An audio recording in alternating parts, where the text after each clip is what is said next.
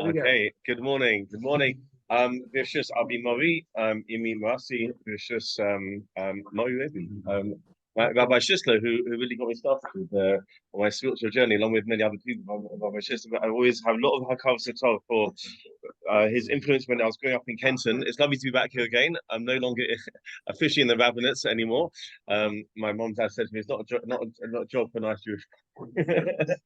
Anyway, we're here this morning to share some debate Torah. As I walked in this morning, I heard a rousing chorus of Achenu Kol Beis Yisrael.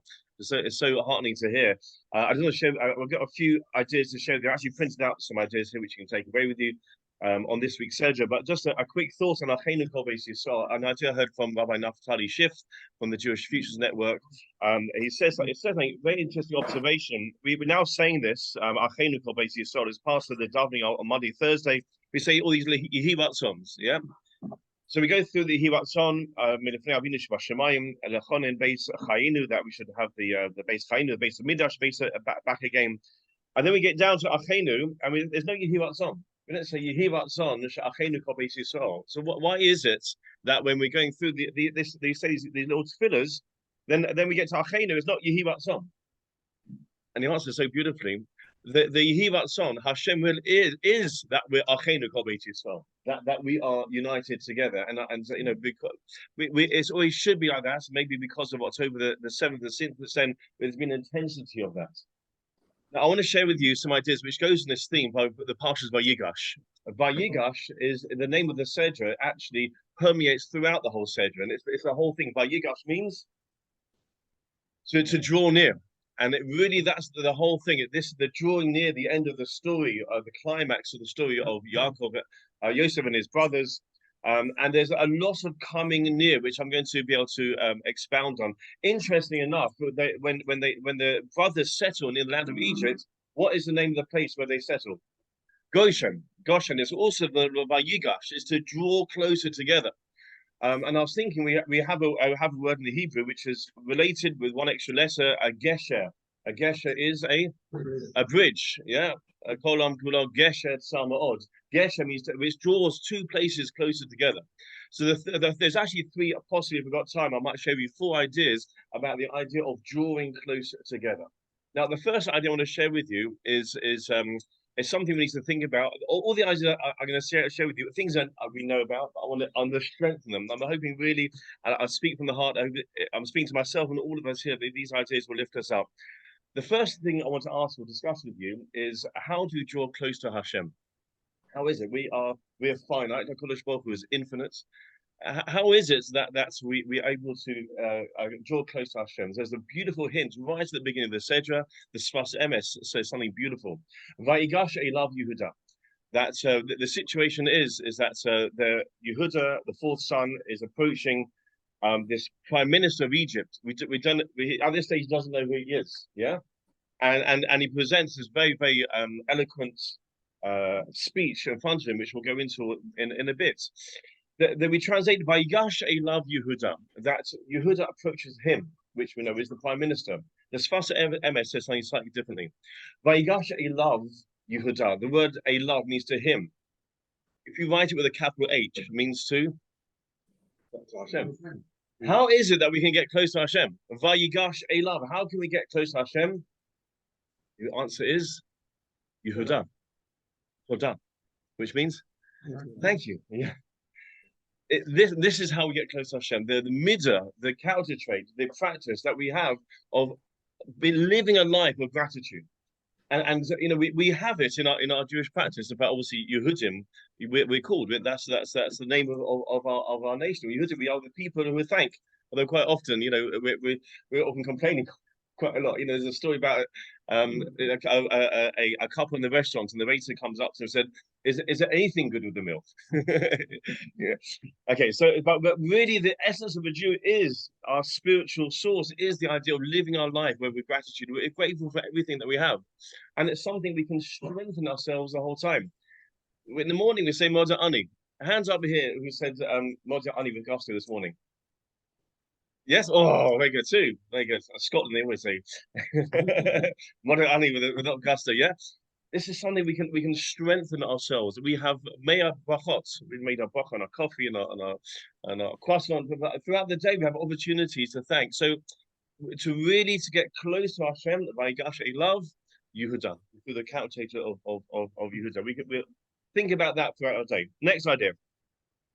Um, we can draw close as we're doing at this moment through the learning of the Torah. At the end of the first Aliyah, again, the part of the speech of Yehuda to this ruler of Egypt, he's explaining a very special relationship that this boy, Benjamin, has with his father, Yaakov. He says that they have such a close relationship. That his soul is bound up with his soul. The Balatun points out, so we look at the word kushuva. Kushuva means to bind together. It has the same numerical value. It has the numerical value of, anybody mathematicians? Kushuva? Kushuva? And kinasha kushuva b'nafsha, what's the numerical value of kushuva? Any mathematicians? Wait. 600 and 600, what? 611. 611. What else has a gematria of 611? Torah. Torah. Actually, interesting. The word Torah. It's a bit of a shame that the word Torah does not have a gematria of 613. It's like, oh no, you're like, too short. It's a real shame. Like, you'd expect the word Torah to have a gematria of 613. The word sorry? Batura. Oh, Batura does. There we go. Batura does. But the other idea is when we say in Parshas V'zos Vacha, it says Torah tzivah lanu Moshe. Torah. Moshe commanded us 611. Yeah. What happens to the other two? Yeah, we heard that. Every Jew heard that. So Torah tzivah lanu Moshe. God gave us 611. We heard the first two. Anochi v'lo yelecha. But it says like this. Kinasha kushua b'nafsha. That the word kushua is kuf and shin, which is 400. It looks very similar. The word kesha, kushua, and Torah are basically the same words. How do you bind two souls together? Like now, for good or for bad, I'm actually bound to you. I'm learning Torah with you now. So I have a very deep connection to everybody in this room now. Whenever we learn Torah together, when two people learn together, we're bound together. I was thinking, contemplating of the many people, thousands of people I've met throughout my life. I've met thousands of people throughout my life. Baruch Hashem, the people I'm closest with are the people I've met Torah with. We know it's a thing which binds us together. The Zohar says, Hashem, the Torah, and the Jewish people are one. The thing which binds ourselves together to each other, to Hashem, is the Torah. So we have an explanation here that drawing close to each other is through the learning of Torah. Okay, another idea. When we have it's a very emotional sedra. When you come to show this Shabbos, make sure you have your tissues. It's a very, very emotional this week's sedra. There's lots of reunions, lots going on. So we have the reunion of Binyamin and Yosef. These are the two full brothers. They meet each other, and Yosef has set up the whole thing. He wants Benjamin to come down. When eventually he comes down and Yosef reveals himself to him, what happens? When Joseph and Benjamin meet, what happens?